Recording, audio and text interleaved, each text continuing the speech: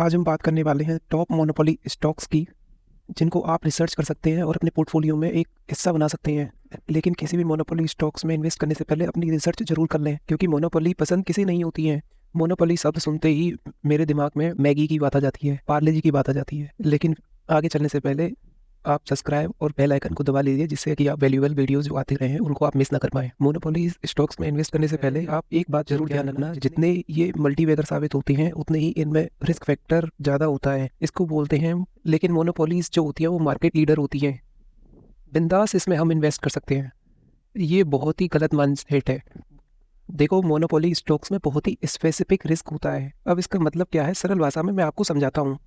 मान लीजिए आपने HDFC बैंक में इन्वेस्ट किया है, तो आपके पास चॉइस होती है कि आप अपने फंड को 2 या 3-4 बैंकों में, जैसे ICICI, कोटक, SBI, इनमें आप डिवाइड करके इन्वेस्ट कर सकते हैं। आप इससे अपनी कंपनी की कोई भी स्पेसिफिक रिस्क को डिवाइड कर सकते हो। मान लो किसी कंपनी में कोई इंटरनली रिस्क फैक्टर आ जाता है, तो उसमें एक ही स्टॉक्स का और भी ज़्यादा कंपेटिटर है उसके। यही सेम चीज़ आप मोनोपोली के केसेस में नहीं कर सकते, क्योंकि इसका कोई भी कॉम्पिटिटर मार्केट में उपलब्ध नहीं होता है जिसमें आप अपने फंड को डिवाइड कर सको। तो इसका मतलब ये है कि अगर आप किसी मोनोपोली स्टॉक्स में निवेश कर रहे हो तो उसका आप पूरा रिसर्च कर लें। इनफैक्ट यहाँ पर आपको बहुत ज़्यादा मेहनत करने की ज़रूरत है। ऐसा नहीं है कि मोनोपोली स्टॉक्स है तो आप इसमें बिना सोचे समझे निवेश कर सकते हो।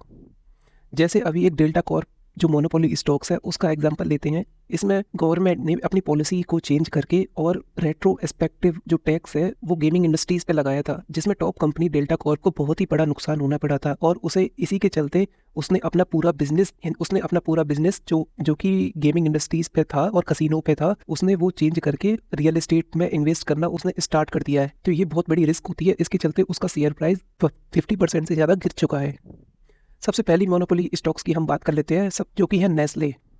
नेस्ले का 2 स्पेसिफिक मार्केट में मार्केट लीडर है इंडिया में, जिसमें फर्स्ट आ जाता है बेबी फूड का मार्केट, जो कि 96% से ऊपर इसको कवर करता है। दूसरा है नूडल्स का मार्केट, जो कि 60% से ज़्यादा उसे कवर करता है।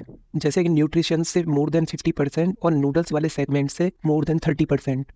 नेस्ले ने अपने बहुत सारे ब्रांड जैसे मैगी, इससे अपना एक बहुत अच्छी पहचान बनाई है। इसकी वजह से इनका मार्केट शेयर बहुत बड़ा हो चुका है।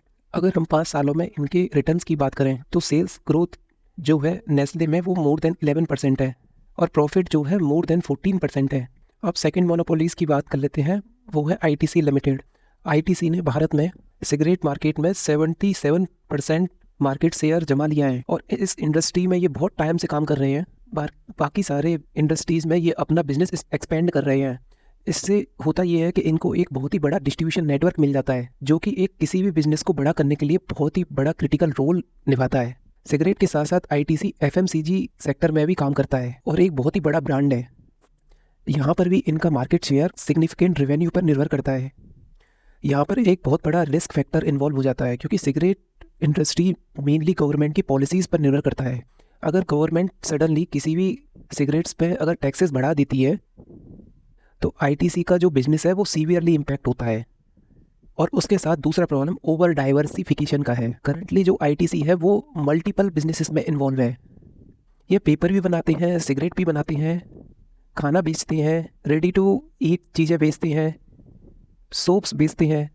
इसकी वजह से ITC के जो रेवेन्यू है वो बहुत ज़्यादा है और की प्रॉफिटेबिलिटी इतनी नहीं बढ़ पाई है और इसीलिए थोड़ा ITC स्लो डाउन हुआ है। इसीलिए 5 सालों में इसकी जो अर्निंग ग्रोथ है वो 8% के आसपास रही है, जो कि इंडस्ट्रियल एवरेज 14 या 15% होता है, उससे कम है।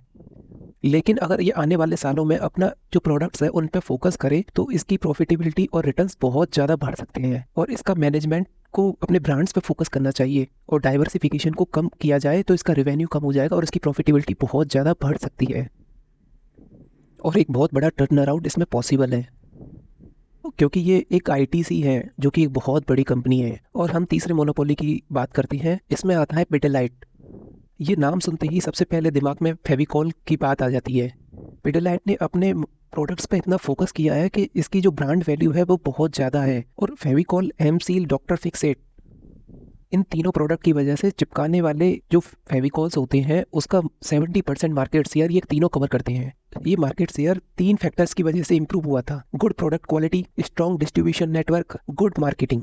इन 3 क्वालिटीज़ की वजह से पिडिलाइट एक बहुत ही अच्छी ग्रोथ दिखा चुका है। पिछले 5 सालों में पिडिलाइट कंपनी 14% की CAGR से रिटर्न दिया है। लेकिन इसमें इनपुट मार्जिन्स की वजह से इसके रिटर्न्स पे थोड़ा कम देखने को मिलता है। जैसे कि ऑपरेटिंग मार्जिन्स 23% से 19% पर आ गई है, क्योंकि ये इन्फ्लेशन की वजह से हुआ, क्योंकि इसकी जो रॉ मटेरियल है उसका कॉस्ट हाई था, इसीलिए इनके फाइनेंशियल्स पे इसका इम्पैक्ट देखने को मिला। करंटली इन्फ्लेशन भी धीरे धीरे कम हो रहा है और पिडिलाइट ऑलरेडी एक मार्केट लीडर है, तो इम्प्रूवमेंट इसमें होना पक्का है।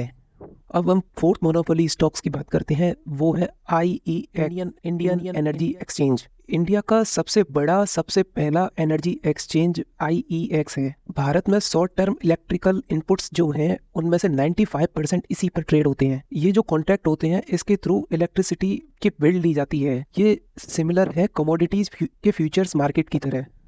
इसके इसके 7,000 से भी ज़्यादा खरीदार हैं, जो कि 36 स्टेट्स में बटे हुए हैं।